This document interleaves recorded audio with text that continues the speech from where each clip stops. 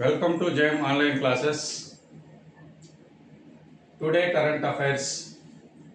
ఈరోజు వార్తల్లో నిలిచినటువంటి అంశాలు. ఈ అంశాలపైన కూడా పోటీ పరీక్షను దృష్టిలో పెట్టుకొని ఈ కరెంట్ అఫైర్స్ చేయడం జరిగింది. ఈరోజు వార్తల్లో ముఖ్య అంశాలు ఏంటంటే ఈరోజు మనకు వార్తల్లో వచ్చినటువంటిది మహాసాగర్ ఇది ప్రధాని మోడీ మారిషస్ పర్యటనలో భాగంగా జరిగినటువంటి కార్యక్రమం. రెండవది 58వ టైగర్ రిజర్వ్ ఏర్పాటు. మూడవది పురాతన వ్యవసాయ పరిశోధన కేంద్రం 100 సంవత్సరాలు జరుపుకుంటున్న సందర్భంగా దానికి సంబంధించినటువంటి విశేషాలు. సో ఇందులో ఖచ్చితంగా ప్రశ్న వచ్చే అవకాశం ఉంది. సో ప్రతిరోజు వచ్చే కరెంట్ అఫైర్స్లో మనకు పరీక్షకి ఏవైతే ఉపయోగపడుతున్నాయో అలాంటి అంశాలను మాత్రమే దృష్టిలో పెట్టుకొని ఇక్కడ మనం వీడియో చేయడం జరుగుతుంది. అన్నెసెసరీ అంటే కూడా ఎక్కువ మంది చదువుతూ ఉంటారు, అవన్నీ అవసరం లేదు.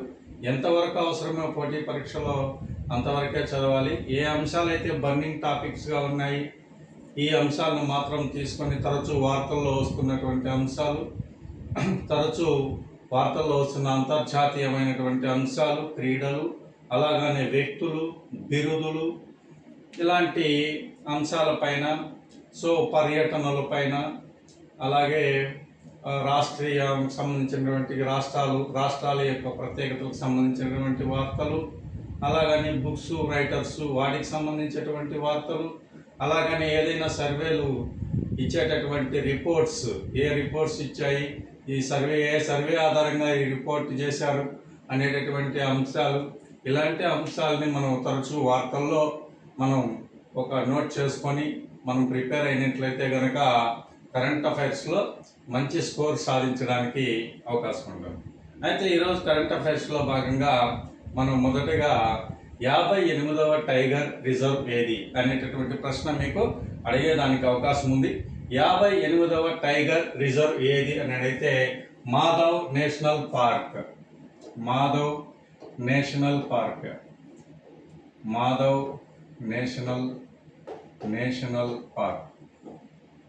ఇది 2025 సంవత్సరంలో దీన్ని గుర్తించారు. కేంద్ర అటవీ శాఖ మంత్రి దీన్ని గుర్తించడం జరిగింది. మాధవ్ నేషనల్ పార్క్ ఇది ఎక్కడ ఉంది అనేటటువంటి ప్రశ్న కూడా అడిగేదానికి అవకాశం ఉంది. ఇది మధ్యప్రదేశ్ రాష్ట్రంలో ఉంది. అలాగనే మీకు ఇంకా ప్రశ్న అడిగితే 57వ నేషనల్ పార్కు ఏది అని అడగచ్చు. ఇది వచ్చి 58వ నేషనల్ పార్కు. ఇది 57వ నేషనల్ పార్క్ ఏది అని అడిగితే రత్పాని నేషనల్ పార్క్. ఇది కూడా ఎక్కడ ఉందంటే మధ్యప్రదేశ్లో ఉంది. అలాగని 56వ నేషనల్ పార్క్ ఏది అనేటటువంటి కూడా మీకు అడిగినట్లయితే కనుక గురుగాసి దాస్ పింగల్ టైగర్ రిజర్వ్ ఇది 56వది. ఇది ఎక్కడుందంటే ప్రస్తుత జార్ఖండ్ రాష్ట్రంలో ఉంది. అలాగే ఫస్ట్ టైగర్ రిజర్వ్ ఏది అని కూడా అడిగేదానికి మీకు అవకాశం ఉంది. ఫస్ట్ టైగర్ రిజర్వ్ కానీ ఆయన తీసుకున్నట్లయితే పలమావు టైగర్ రిజర్వ్ ఇది ఎక్కడుందంటే జార్ఖండ్ రాష్ట్రంలో ఉంది. పలమావు ఫస్ట్ ఇది 1973వ సంవత్సరంలో దీన్ని ఏర్పాటు చేశారు. టైగర్ ప్రాజెక్ట్ ఎప్పుడు ఏర్పాటు చేశారు అంటే టైగర్ ప్రాజెక్ట్ కూడా ఎప్పుడు వచ్చిందంటే 1973లోనే వచ్చింది. 1973 టైగర్ ప్రాజెక్ట్ వచ్చింది. అలాగనే మనకు ఫస్ట్ నేషనల్ పార్క్ ఏది ఇండియాలో ఫస్ట్ నేషనల్ పార్క్ అన్నట్లయితే జిమ్ కార్బెట్ ఫస్ట్ ఇండియాలో first national park Jim Corbett ఇది మీరు బాగా గుర్తుంచుకోవాలి. ఇది 1973లో ఏర్పాటు చేశారు.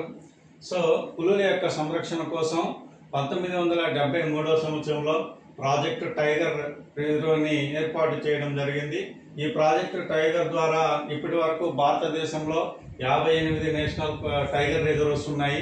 అందులో లేటెస్ట్ గా గుర్తించినటువంటి నేషనల్ టైగర్ రిజర్వ్ ఏదంటే మాధవ్ నేషనల్ పార్క్ అనేది మీరు ఇక్కడ గుర్తుంచుకోవాలి. ఇది ఎన్నోది అంటే 58. భారతదేశం మొత్తం మీద ఎన్ని టైగర్ రిజర్వ్స్ ఉన్నాయంటే 58 ఉన్నాయని చెప్పాలి.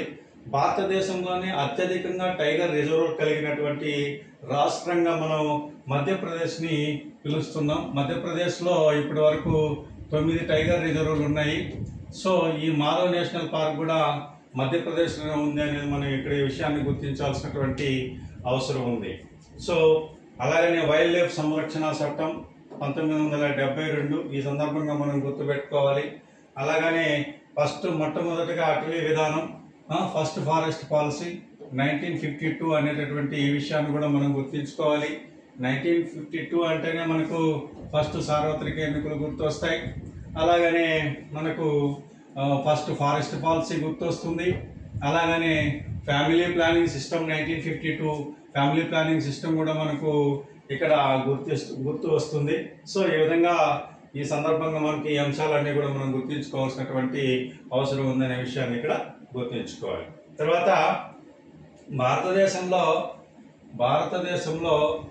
పురాతనమైనటువంటి వ్యవసాయ పరిశోధన సంస్థ ఇప్పుడు వార్తల్లోకి వచ్చింది.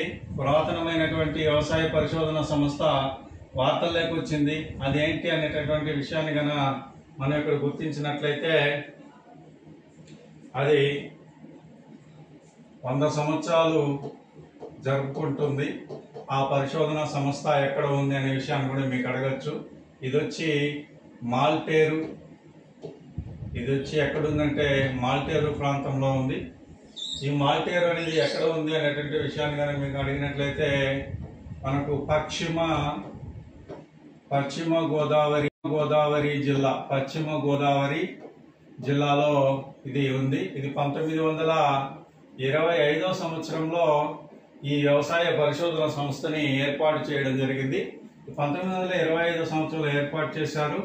ఈ 2025 సంవత్సరం నాటికి ఇది 100 సంవత్సరాలను పూర్తి చేసుకుంది. 100 సంవత్సరాలు పూర్తి చేసుకుంది. ఈ సందర్భంగా 100 సంవత్సరాల శతాబ్ది ఉత్సవాలను ఈ సంస్థ జరుపుకుంటుంది అనే విషయాన్ని ఇక్కడ మనం గుర్తుంచుకోవాలి.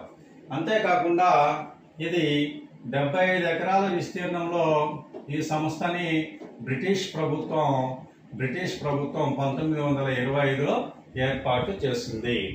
75 acres లో ఇది చేసింది ఈ పరిశోధన సంస్థని. భారతదేశంలోనే అతి పురాతనమైన పరిశోధన సంస్థగా దీన్ని మనం తీసుకుంటున్నాం.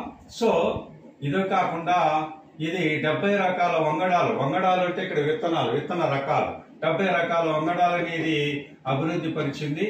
ఇవి వివిధ దేశాలలో ఈ వంగడాలని ఉత్పత్తి చేస్తూ ఉన్నారు. ఇది మనకు దేశానికి గర్వకారణంగా మనం భావించవచ్చు. అయితే ఎగ్జామినేషన్ పాయింట్ ఆఫ్ వ్యూ ఇక్కడ మనం ఏం గుర్తించుకోవాలంటే ఇటీవల కాలంలో 100 సంవత్సరాలు పూర్తి చేసుకుని శతాబ్ది ఉత్సవాలు జరుపుకున్నటువంటి వ్యవసాయ పరిశోధన సంస్థ ఏది అని అడిగితే మాల్టేరు వ్యవసాయ పరిశోధన సంస్థ. దీన్ని ఎప్పుడు ఏర్పాటు చేశారు అంటే 1925 సంవత్సరంలో ఏర్పాటు చేశారు అనేటటువంటి అంశాలను మనం ఇక్కడ గుర్తుంచుకోవాలి. తర్వాత మనకి ఇంకొక వార్తల్లో అనేటువంటి అంశం ఏంటి అనేటువంటి విషయాన్ని కనుక మనం ఇక్కడ గుర్తించినట్లయితే Mahasagar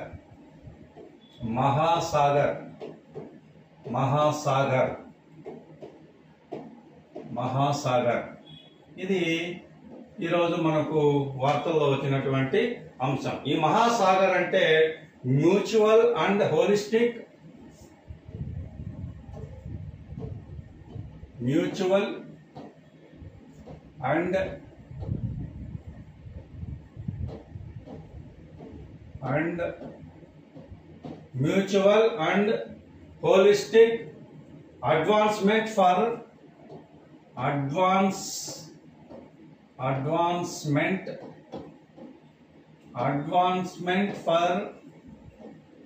advancement for security and growth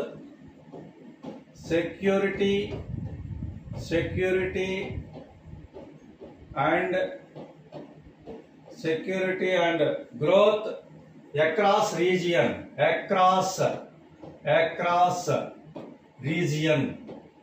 దీన్ని అబ్రివేషన్ అడిగేదానికి అవకాశం ఉంది. దీన్ని మీరు బాగా గుర్తుంచుకోవాలి. మహాసాగర్ ఇది ఎందుకు వార్తల్లోకి వచ్చిందనే విషయాన్ని ఇప్పుడు మనం తెలుసుకుందాం. మహాసాగర్ అబ్రివేషన్ కానీ మీకు ఎగ్జామినేషన్ పాయింట్ ఆఫ్ వ్యూలో అడిగినట్లయితే mutual and holistic advancement for security and growth across region అనే విషయాన్ని ఇక్కడ గుర్తుంచుకోవాలి. అయితే సో ఈ మహాసాగర్ అనేది ఎందుకు ఈరోజు వార్తల్లోకి వచ్చిందంటే భారత ప్రధాని నరేంద్ర మోడీ గారు నిన్న 2 రోజులు పర్యటనలో సందర్భంగా అంటే నిన్న బుధవారం రోజు పర్యటనలో సందర్భంగా మారిషస్ ని సందర్శించారు. ఈ 2 రోజుల పర్యటనలో ఇతన్ని మారిషస్ 57వ జాతీయ దినోత్సవానికి ముఖ్య అతిథిగా అక్కడికి ఆయన హాజరవ్వడం జరిగింది. ఇక్కడ ఈ హాజరవడంతో పాటు మారిషస్ అత్యున్నత పురస్కారమైనటువంటి the grand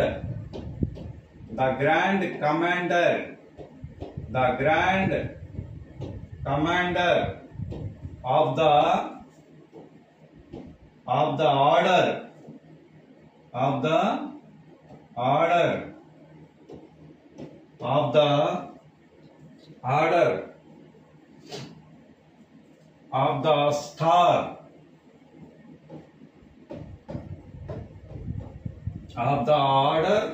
of the star and key of the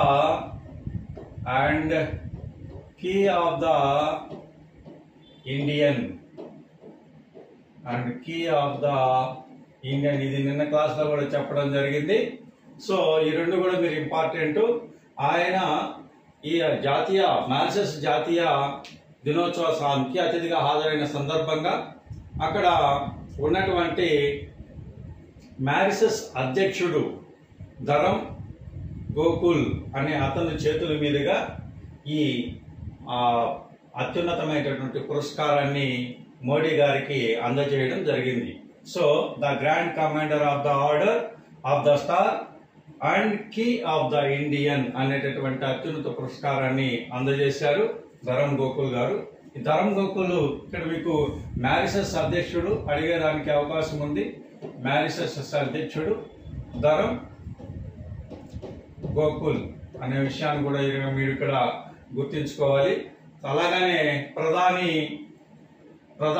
Naveen చంద్ర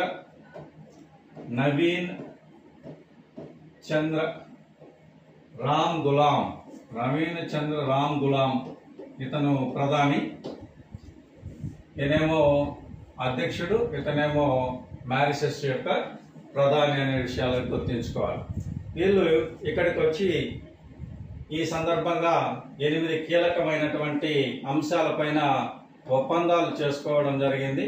ఆ 8 కీలక అంశాలు వ్యాపారము, అలాగనే వాణిజ్యము, శాస్త్ర సాంకేతిక అంశాలు, రక్షణ రంగము, సముద్రయానము, ఆర్థిక సాంస్కృతిక కార్యకలాపాలు అనేటటువంటి 8 ముఖ్య అంశాలపైన వీళ్ళు ద్వైపాక్షిక సంబంధాలు చేసుకొని సంతకాలు చేయడం అనేది జరిగింది ఈ సందర్భంగా. సో ఇదే సందర్భంలో 2015వ సంవత్సరంలో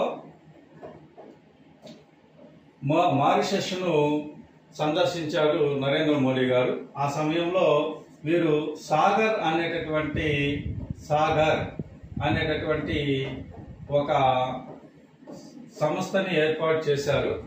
ఈ సంస్థని ఇంకా విస్తృతపరచాలనేటటువంటి భావంతో ఈ 2025 పర్యటనలో భాగంగా సాగర్ని మహాసాగర్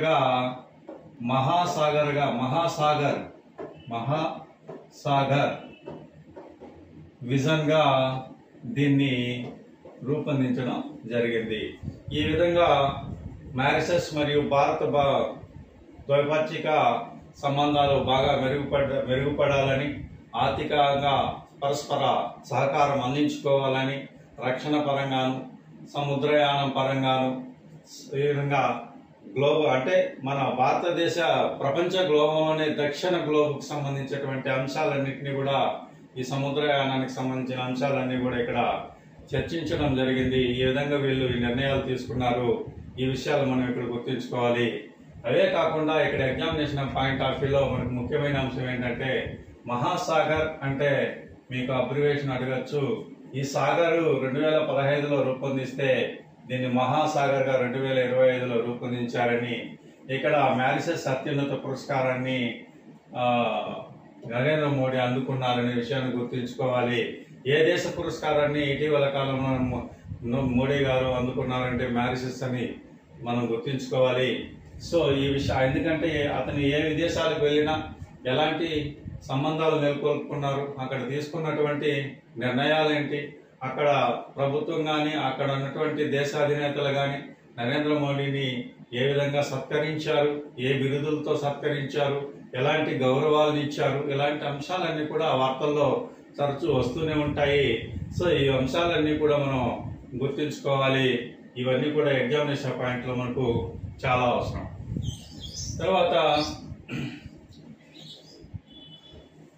తర్వాత కరెంట్ అఫైర్స్ క్లాసు టుమారో మనం జరుపుకుంటాం. Okay, thank you.